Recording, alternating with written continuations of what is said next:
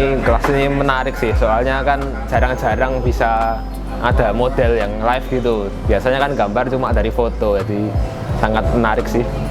Bagus, lucu, temennya baik-baik, pinter-pinter, luar biasa banget dah. Apa ya? Dari segi modelnya bagus, dari segi teman-temannya luar biasa sih menurut saya. Jadi menyenangkan banget, enjoy banget.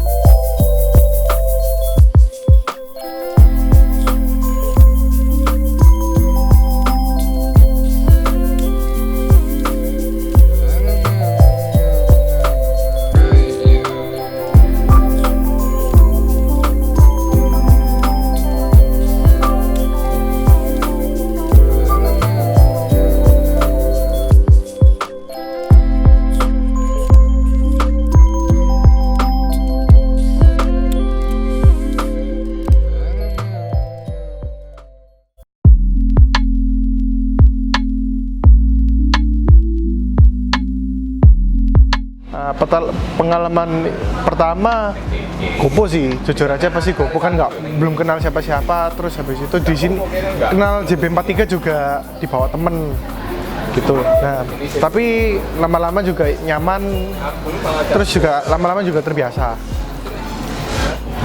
Ya awalnya agak canggung sih, soalnya kan emang kurang banyak pengalaman live, jadi gambarnya paling cupu gitu lah. Gitu sih, cuma tetap kan diajari juga ya sama yang lain, jadi bisa berkembang juga.